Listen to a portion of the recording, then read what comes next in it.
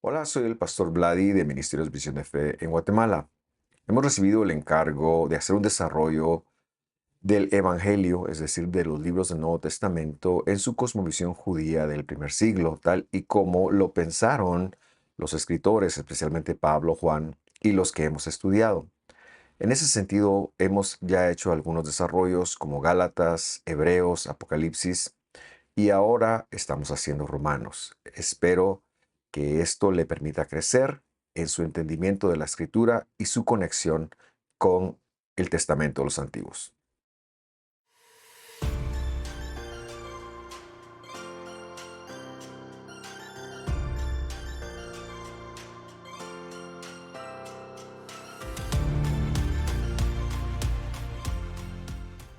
Me da muchísima alegría darle la bienvenida a el estudio número 6 de esta serie de Romanos. Hoy, con el favor de nuestro buen Dios, terminaremos el capítulo 1, que nos ha llevado 6 estudios, para que veamos el testimonio que Dios tenía contra estas personas. Y como siempre me gusta hacerlo, vamos a ver una pequeña introducción. La semana pasada, en nuestra lectura, que fue del versículo 14 al versículo 21, tratamos y desarrollamos algunos conceptos muy importantes, como por ejemplo el del Evangelio, que es Jesús como exponente de la salvación de Dios. Vimos que la palabra poder o potencia ahí representaba precisamente esta idea de exponente, pero también vimos la contraparte a la gracia de Dios, que es la justicia de Dios, concepto también muy importante y muy a tener en cuenta en la medida que vayamos haciendo la lectura de Romanos.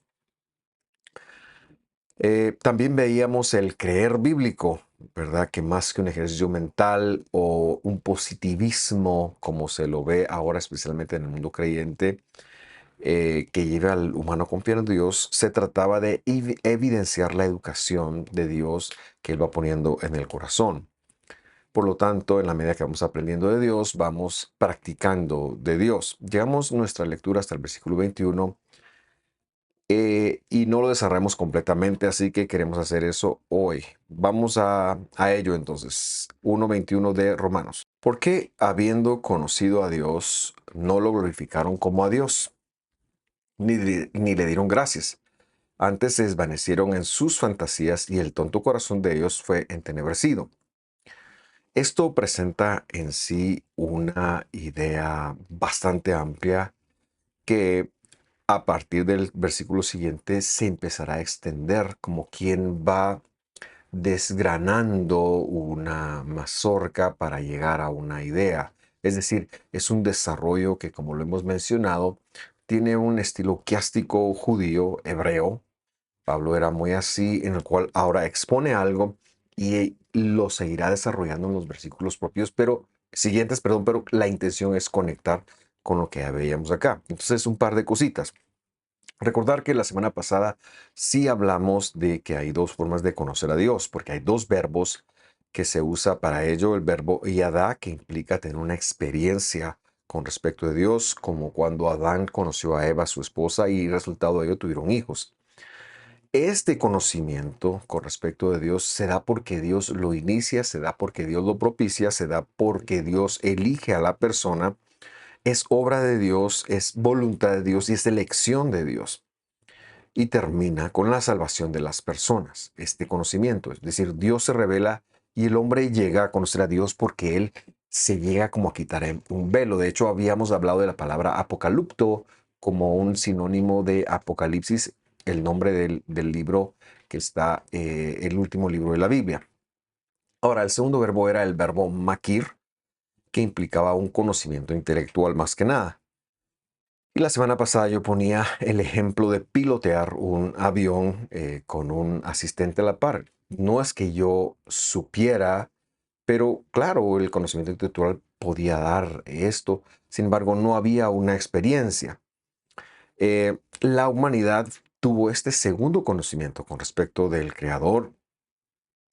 Y en lugar de indagar, es lo que está diciendo el versículo, cómo conocerlo, cómo honrarlo, sacaron a Dios de todo lo físico, lo aislaron a que estaban, bueno, en primer lugar, lo, lo pervirtieron en muchas deidades y en segundo lugar lo aislaron de este lugar. Por lo tanto, como dice el versículo, habiéndolo conocido, no lo glorificaron ni le dieron gracias. Es decir, cuando habla de glorificar, está hablando de honrar, está hablando de concederle a Dios el peso en nuestras vidas, que es lo que implica conocer a Dios. Es decir, si yo conozco a Dios con esa experiencia, entonces su palabra ocupa el peso de las decisiones en mi vida. Eso es glorificar a Dios y honrar o dar gracias. No tiene que ver con decir thank you o toda en hebreo o gracias en castellano, así como una acción, sino que eh, esta palabra es la que, por ejemplo, da origen al nombre del patriarca Judá. Tiene que ver con el hecho de exaltar, de ponerse en una posición de exaltar, de ponerse en una posición de honrar, de ponerse en una posición de, de permitir que Dios tenga precisamente lo que mencionamos, el peso en nuestras vidas.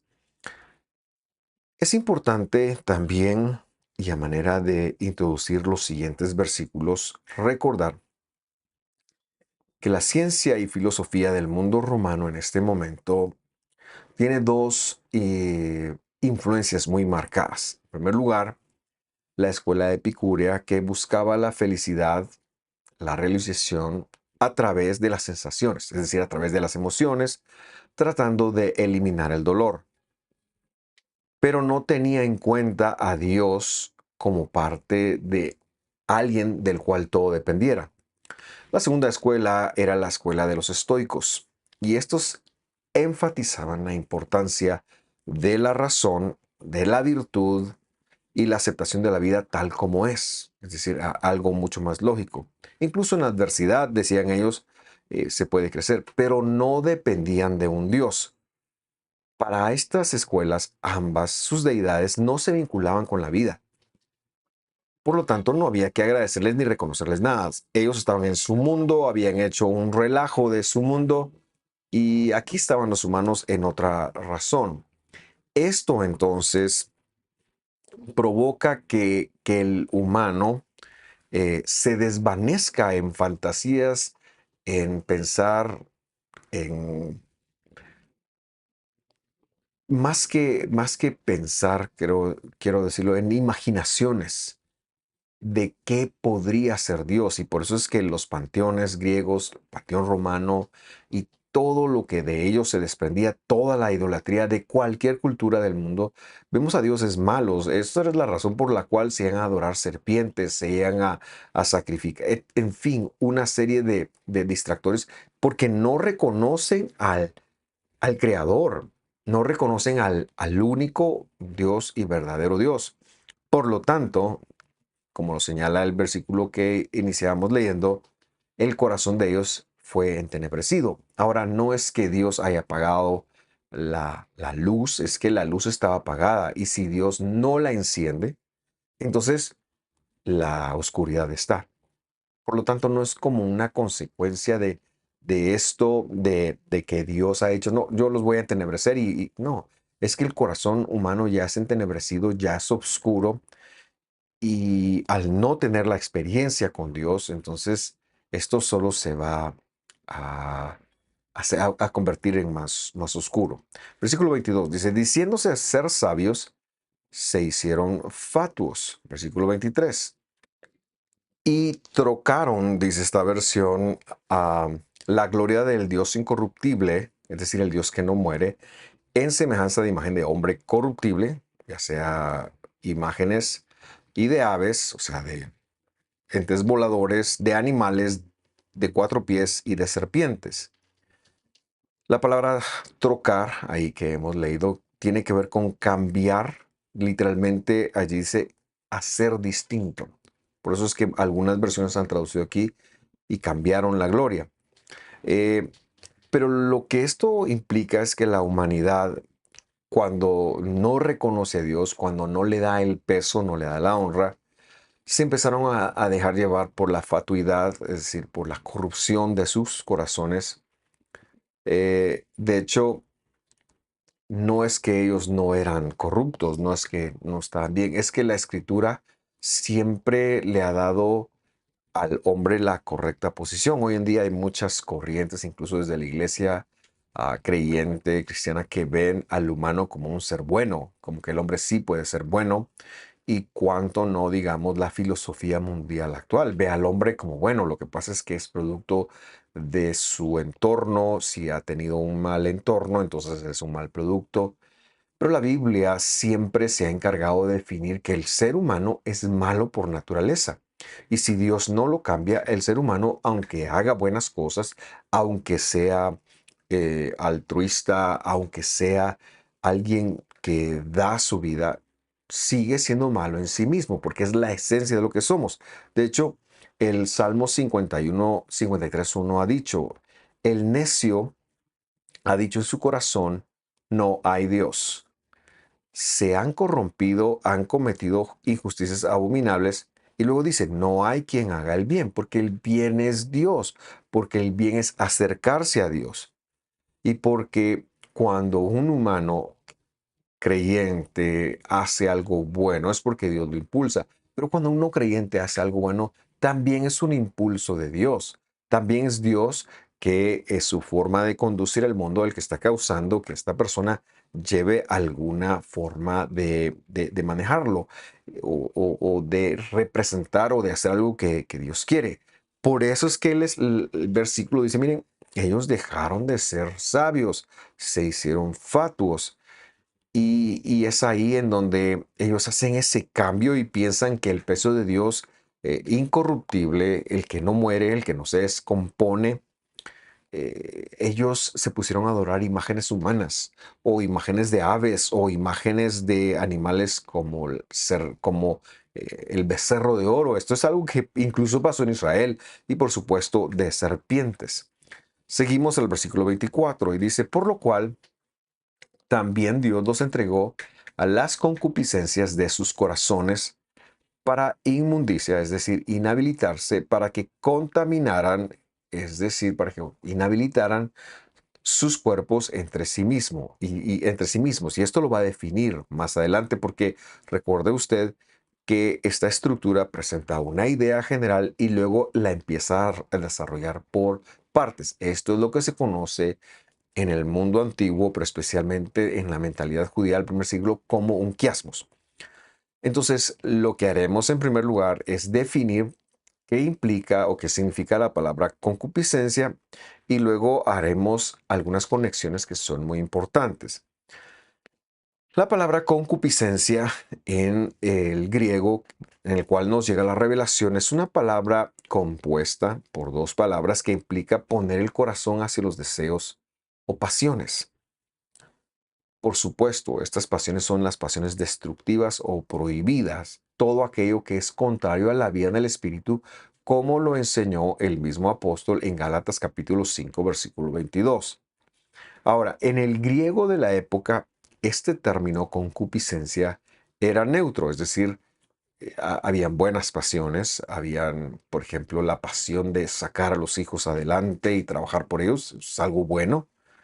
Pero en la escritura la palabra concupiscencia siempre lleva una connotación hacia el lado negativo.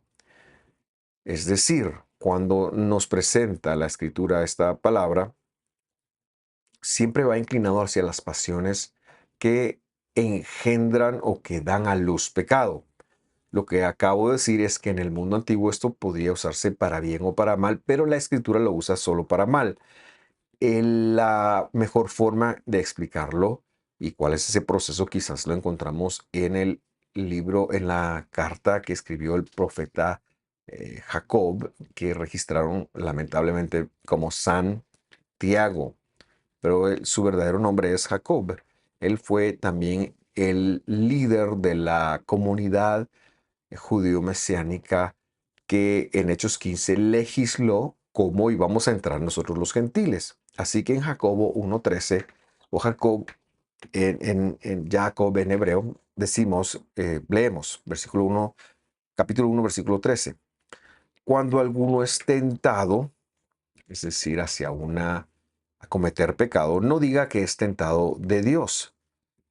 ¿Por qué razón? Porque Dios no puede ser tentado de los males, pero tampoco Él tienta a nadie más. Es decir, Dios nunca te va a llevar al pecado, Dios nunca te va a llevar a que quebrantes su palabra. Hay personas que se atreven a difamar a Dios de una forma tan terrible, pensando en que Dios puede llevarnos a quebrantar su palabra de alguna forma. He escuchado gente que tiene una experiencia que dicen, yo vi a Dios, yo escuché a Dios, el Señor dice, y se acercan a un hombre casado que tú vas a ser mi esposo. No, eso va en contra de la voluntad de Dios porque ya tiene esposa. En fin, se ve mucho mal, pero no es que Dios procure eso, no. Dios nos lleva, nos ha entregado la escritura y ese es el bien. Versículo 14, pero cada uno dice, es tentado cuando la propia concupiscencia de cada uno, eh, de esa concupiscencia somos atraídos y cebados, dice esta versión. O sea, la tentación viene de la pasión de, de sacar, de quitar la palabra de Dios, de quitar el mandamiento, voy a llamarlo, algo que no se siente, sino algo que Dios dejó, el peso de Dios, de quitarlo y de ponerle una pasión nuestra negativa para hacerlo. Y esto es lo que vimos en el libro de los Salmos como lo opuesto, el no hacer el bien, el camino del necio. El que no tema o el que no teme, perdón, porque piensa que no debe de rendir cuentas al Dios. Esto también es otra forma de interpretar la acción de gracias, es decir, no le dieron gracias. Por eso es que decimos que los versículos se siguen explicando. Versículo 15, y llegamos a un punto álgido, y ahí dice, y la concupiscencia, que es esa pasión interna de las personas, poner el corazón hacia pasiones que son pecado, que sentimos. La concupiscencia dice, después que ha concebido, o sea, permitimos que se cree esa pasión y actuamos en ella. Esto dice, da a luz pecado. Y el pecado, cuando lo hacemos, engendra muerte. Y por eso morimos. Hermanos míos muy amados, no erréis. Por lo tanto, cuando la concupiscencia se pone en acción, cuando permitimos que la pasión por hacer algo quebrante la palabra de Dios, eso engendra pecado y eso es lo que nos mata. Volvamos a leer nuestro versículo 24 para terminar de desarrollar todo lo que este versículo, bueno, lo que este versículo tiene para nosotros, por lo cual Dios también nos entregó a las concupiscencias, es decir, a las pasiones desordenadas de su corazón, todo aquello que se fueron con lo que sentían.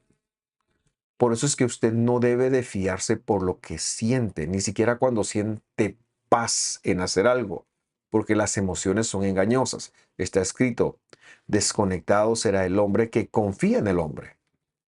La versión Valera creo que dice, maldito el hombre que en el hombre confía. Entonces, Dios nos entregó a sus concupiscencias de sus corazones para inmundicia, dice este versículo, es decir, para inhabilitarse, para que contaminaran, es decir, desconectaran sus cuerpos entre sí mismos.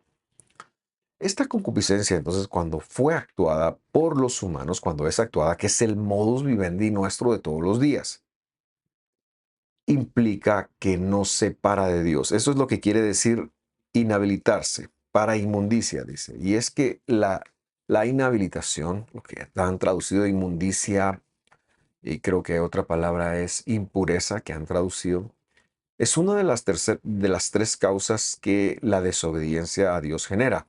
Y es que no podemos estar en el mismo espacio que Dios. Por eso Dios tuvo que fundar este mundo, como lo hemos enseñado en Apocalipsis. Dios tuvo que fundar esta creación. No se refiere a su creación. Él hizo una creación, el hombre cae y entonces funda este mundo para que la criatura que ha caído pueda existir en ella en lo que se da el proceso de redención.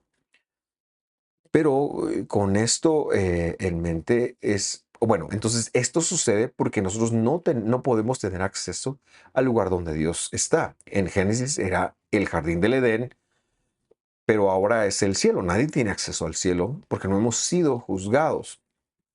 Entonces, el hecho de estar apartado de Dios es lo que implica el inhabilitarse y por eso es que nuestros cuerpos están desconectados en sí mismo. Y lo que sigue a continuación, porque vamos a apresurar un poquito la lectura, tiene que ver con la confirmación de estas lecturas piásticas que hemos anunciado.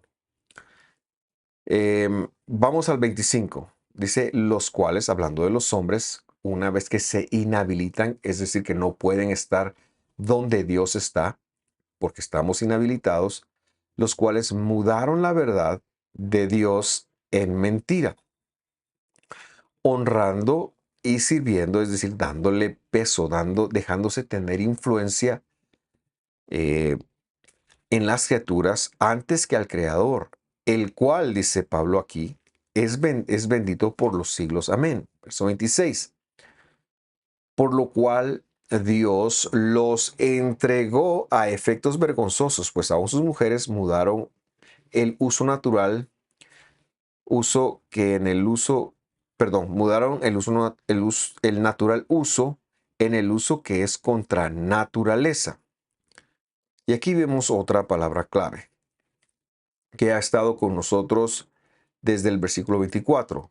Ahí el versículo 24 decía, por lo cual Dios los entregó, y ahora vemos que el versículo 26 nuevamente nos vuelve a decir que Dios los entregó. Ahora, ¿cómo hemos de entender esta entrega? ¿Será que Dios dijo, ya no los quiero, mejor los voy a devolver y los lleva de vuelta? No, no, simple y sencillamente, cuando Dios entrega a alguien, Dios se aparta. Dios se aparta para que lo que tenga que venir, venga. Muchos creyentes pensamos que si se desobedece la escritura, como ya somos de la gracia, supuestamente, o como se malentiende la gracia, quizás es mejor forma de decirlo, entonces podemos hacer, no tenemos una obligación hacia la escritura, hacia la palabra de Dios, hacia guardarla, hacia cumplirla. Incluso algunos tildan esto de judaizar, pero judaizar es distinto a ser bíblico. Así que pensamos que si dejamos de ser bíblicos, si nos comportamos como nosotros pensamos que debemos de comportarnos, nos estamos engañando a nosotros mismos porque no somos buenos. Dios es el único bueno y Dios ha dado la escritura para que nosotros vivamos dentro de ella. Alejarnos de ello tiene como resultado que Dios se haga a un lado. Esto es entregar. No es que Dios con dos deditos se esté deshaciendo de nosotros porque no nos quiere ver. No es que Dios se aparta y nos entrega. Pero si Él se quita, nosotros estamos a la deriva. Somos como un barco sin timón y lo que tenga que pasar va a pasar. Entonces ya vemos aquí una repetición del versículo 24. Sigamos leyendo y llegamos al 27. Y del mismo modo, dice la Biblia del Jubileo, también los machos, es decir, los varones, creo que en el 26 ha hablado un poquito de que las mujeres mudaron el uso natural con un uso que es en contra naturaleza. Y luego el 27 sigue diciendo, del mismo modo, también los machos, dejando el uso natural de las hembras, se refiere a las relaciones eh, sexuales, se encendieron en sus pasiones desordenadas los unos con los otros.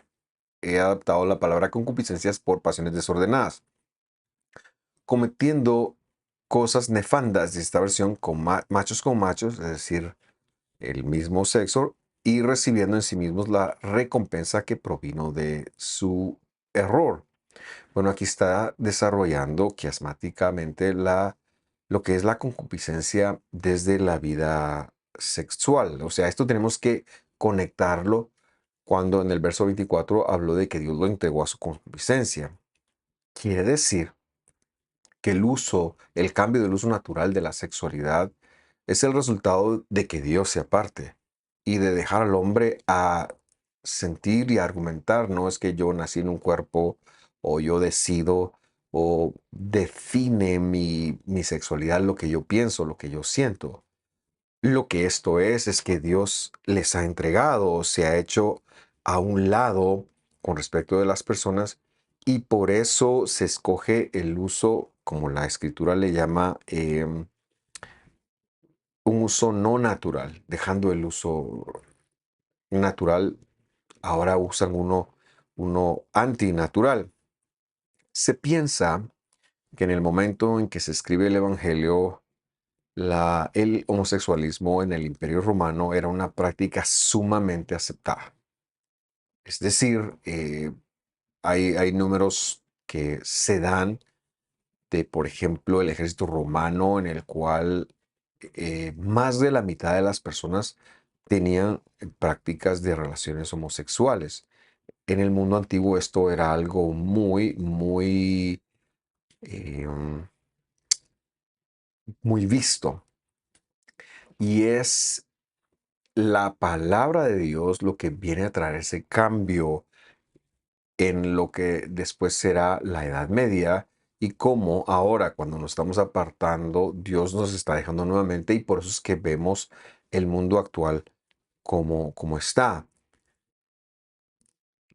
Pero el apóstol que tiene en mente la escritura, es decir, él tiene en mente el Pentateuco, los profetas, está haciendo una legislación y su idea es contracultural. Él está hablando de esto, como fueron entregados, y por eso yo quiero que vea usted las ideas, como no le dieron gloria, fueron entregados, se abrió la concupiscencia, Dios permitió esto, Dios se hizo a un lado, y entonces sucedió el cambio del uso natural por un uso que no es natural. Versículo 28. Y como a ellos no les pareció tener a Dios en cuenta, nuevamente, Dios los entregó a perverso entendimiento para que hicieran lo que no conviene. Verso 29, atestados de toda iniquidad, y ahora lo extiende a otras cosas, de fornicación, de malicia, de avaricia, de maldad, llenos de envidia, de homicidios, de contiendas, de engaños, de malignidades. Y ahora lo extiende no solamente al aspecto sexual, sino al aspecto del manejo financiero, de envidias, de matar, de tomar la vida. Pero hay una palabra que me llama mucho la atención y es la palabra iniquidad y quiero hacer un pequeño desarrollo de la misma. Eh, y este desarrollo lo hacemos desde unas palabras que Jesús dijo en el capítulo 7 de Mateo, en ese su famoso sermón, que se conoce como el de la montaña. Vamos a leer el versículo 22. Y dice así, muchos me dirán en aquel día, Señor, Señor. Mire esto, no profetizamos en tu nombre y en tu nombre sacamos demonios y en tu nombre hicimos muchas grandezas, muchas señales. Verso 23. Y entonces les confesaré, nunca os conocí, apartaos de mí, obradores de maldad. Y este es un versículo que es muy misterioso. Porque a veces pensamos que cuando se levanta, por ejemplo, un o una profeta en la iglesia y dice así dice el Señor, seguramente pensamos nosotros, esta persona es salva. O si alguien hace un milagro, pensamos, oh, no podría hacer esto si Dios no estuviera con él. Pero queremos refutar esta forma de pensar porque no hay garantía en ello, no hay una garantía. La Biblia ha dado una forma de saberlo y es que ha dicho, por sus frutos, es decir, por sus acciones los conoceréis, en el sentido de guardar la palabra de Dios. Por las acciones de guardar la palabra de Dios, como alguien viene, la toma y la vive para sí mismo, es que se va a evidenciar. Aquí hay probablemente personas que les gustó la vida eclesiástica, y que en algún momento tuvieron una buena intención y profetizaron. Por eso es que una profecía debe ser críticamente analizada en la iglesia y debe llevar el cuestionamiento que el apóstol Pablo, por ejemplo, nos enseña que debe ser para edificación, que debe ser para exhortación, para consolación. ese tipo de cosas, nosotros analizamos todos los elementos carismáticos, voy a llamarle, no como, no damos a entender que eso es justamente de Dios, sino que los analizamos, debemos analizarlos, debemos de ir a ellos desde lo que está escrito. Ahora, un salvo no es alguien que levantó la mano y hizo una oración, pero no hay cambio en él.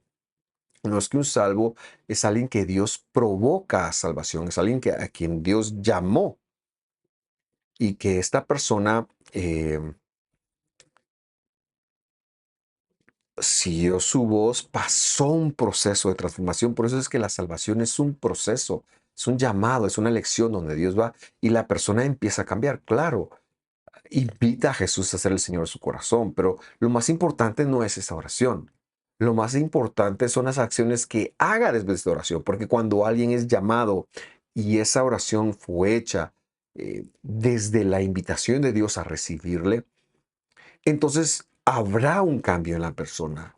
La persona dejará de ser como ella era y empezará, aunque sea un proceso y poco a poco, a ser como Dios. Empezará a darle el peso a Dios. Empezará a saber que no está bien que se siga comportando de la misma manera, sino que tiene que cambiar y tiene que ser una persona distinta. Por eso es que el versículo termina diciendo al 23, quiero releerlo, y entonces les confesaré, perdón, nunca os conocí, apartados de mí, obradores de maldad, dice esta versión. Obradores de maldad. Esta citación, esta apartados de mí, obradores de maldad, es Dios citando su propia palabra. Esto se encuentra en el Salmo 6, capítulo 8, y ahí dice, apártese de mí todos ustedes que hacen, o sea, practicantes de la iniquidad. Esta iniquidad es la palabra aven en hebreo, porque el Señor ha oído la voz de mi llanto. Jesús cita este salmo para darnos a entender que los que son obradores, practicantes de la iniquidad, no pueden llamarse salvos. Es que ser practicante de la iniquidad, ser un practicante de la iniquidad y decir que soy salvo son dos cosas que no son compatibles en sí mismas. El salvo deja o empieza un proceso de dejar de practicar la iniquidad. Claro, no pasa de 0 a 100. De hecho, en la iglesia primitiva, en Hechos 15, recordará usted, me gusta mencionarlo muchas veces, se estableció que tenían que empezar apartándose de 3 pecados y después irían conociendo semana a semana los escritos mosaicos en donde ellos tendrían un conocimiento de cuáles otros pecados tenían que dejar de hacer. Los 3 primeros pecados de los cuales se les pide que se aparten son la inmoralidad sexual, el tomar la justicia por sus propias manos, es decir, no matarás, y también la idolatría. Justo después de eso, cuando una persona tomaba esto en sí, era considerada salva y luego llegaría a la sinagoga mesiánica y todos los sábados sería instruido en los profetas y en la ley del Señor de que era pecado para que poco a poco se fuera apartando. Un practicante de iniquidad es alguien que quiere seguir en su propia vida, que quiere seguir haciendo lo que se siente bonito y que desecha la palabra de Dios. Es interesante porque esta palabra iniquidad, el Evangelio en griego la llamó anomía, y esta es una palabra compuesta que tiene una partícula de negación, que es la palabra a es la negación en griego, quiere decir no, y nomía quiere decir Torah o ley. ¿Quién es un practicante de la iniquidad? Aquellos que, aunque tengan señales de carismas, aunque tengan señales, pero que eh, desafiantemente, intencionalmente, creo que es mejor decir, están en contra de los mandamientos de Dios y no quieren guardar ninguno, eh, es alguien que no es salvo. Anomía, no ley, no Torah. Ahora, también quiero decir y hacer una salvedad. No somos salvos por los mandamientos, por supuesto, somos salvos, como lo mencionaba, por la gracia de Dios y ese llamado que Él hace sobre nuestras vidas. Pero lo que tenemos que conectar es que una vez salvos, el creyente no se va a quedar ahí, un verdadero creyente no se va a quedar, no va a volver a hacer lo mismo, no querrá ser como este Simón, el del capítulo 11 de Hechos, me parece que es, o 10 de 11 de Hechos, que quería comprar la habilidad de que cayera Espíritu Santo sobre las personas. Y Pedro le tiene que decir, no, tu dinero perezca contigo. Él se había bautizado, él había hecho todo, pero vio ese milagro de imponer las manos y que Dios se manifestara y él quería pagar por ello. Ese es un hacedor de iniquidad. ¿Por qué? Porque no se sometió al proceso del arrepentimiento, de entregar de lo que había dicho nuestro Dios y Mesías cuando dijo, si alguno quiere venir en pos de mí, niéguese a sí mismo, tome su cruz, esté dispuesto a dar la vida, quiere decir eso, y sígame, es decir, guarde mi palabra, siga mi palabra. Regresamos a Romanos para tomar esta lectura, pero bueno, solo antes de decir esto, es que aquí vemos toda la iniquidad. Mm, Es decir, estas personas persisten en no hacer el cambio. Un salvo, alguien que ha sido salvo, no puede quedarse siendo la misma persona. Regresemos al capítulo 1, versículo 30 de Romanos. Dice, también son murmuradores, detractores, aborrecedores de Dios, injuriosos, soberbios, altivos, inventores de males, desobedientes a los padres. ¡Qué lista! ¡Qué lista! Por favor, tome nota porque todo esto debemos de corroborarlo, pero de eliminarlo de nuestra vida, pero también recordar qué es lo que la Escritura en la ley del Señor ha prohibido. Verso 31. Necios, desleales, sin afecto natural, implacables, sin misericordia. Mire todo esto. Que habiendo entendido supuestamente la justicia de Dios, no entendieron que los que hacen tales cosas son dignos de muerte. No solo las que las hacen, más aún los que consienten a los que las hacen. Y todo esto porque Dios ha entregado. ¿Y por qué ha entregado? Porque la gente se deja llevar por su concupiscencia. ¿Y por qué se deja llevar por su concupiscencia? Porque no ha dado el peso a Dios, aunque Dios se reveló. Así que si usted ha tenido la experiencia de conocer a Dios, el Yadá, como mencionábamos del versículo 21, que ha sido toda una construcción, entonces debe de saber que Dios le ha llamado a ser un hombre o una mujer nuevos, nuevo o nueva, y que usted tiene que esforzarse con el poder de Dios, con el poder de la santidad de Dios, por cumplir y guardar la palabra de Dios, que eso debe ser su nuevo centro de valores, que eso debe ser sus nuevos principios, que eso debe ser lo que dirija su vida, porque es como Dios se manifiesta. Por lo tanto, cerramos diciendo algunas conclusiones. En primer lugar, vemos que todo este desarrollo viene de no conocer a Dios, como Dios se reveló, lo cual se hace equipo con la palabra concupiscencia, que son pasiones desordenadas y todo lo que esto desencadena, lo ha enseñado. En segundo lugar, vemos que Dios estimula a las personas a apartarse de tales cosas, al punto de que ni siquiera debemos de consentir con los que hacen tales cosas. Y seguramente algo de esto está ocurriendo en la congregación de Roma. Y es que Roma será problemática siempre. Para la apostasía será una cuna, ya en el siglo II, es la primera conversación en salirse de la ortodoxia del Mesías con respecto a la Pascua, a la Pesaj, con respecto al Día del Señor. Y luego ya en el siglo IV es la que lleva la batuta en la apostasía y la que genera lo que se conoce como la Iglesia Universal. En tercer lugar, también me sorprende mucho que esta porción que leímos hoy es una denuncia contracultural con lo que está pasando. Pablo nos está diciendo, miren, este es el problema humano, esto es lo que ha pasado con el humano, pero es que eso es precisamente lo que estaba ocurriendo en Roma en todos lados. Y no me sorprendería a mí que algunos o muchos que recibieron esta carta se sintieran ofendidos. Saulo de Tarso, el apóstol, no se pone aquí a ser políticamente correcto, sino que lo denuncia. Y esto me recuerda unas palabras de un conocido predicador del siglo pasado,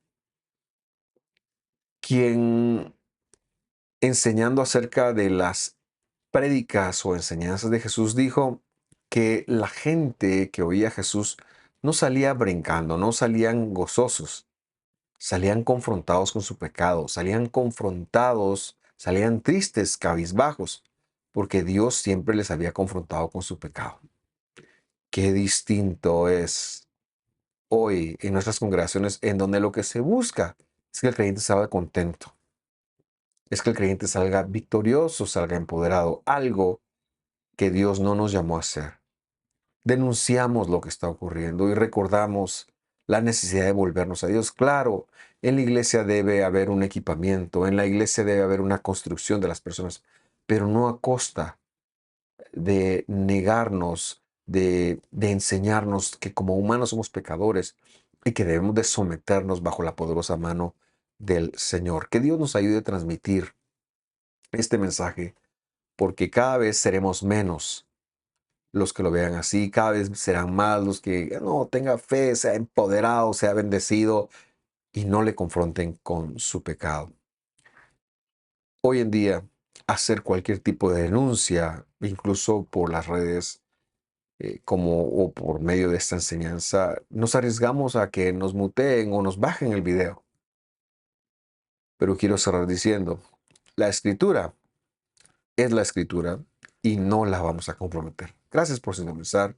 Espero que esto les sirva. Que Dios nos ayude. Le envío un fuerte abrazo. Que esté muy bien. Hasta pronto.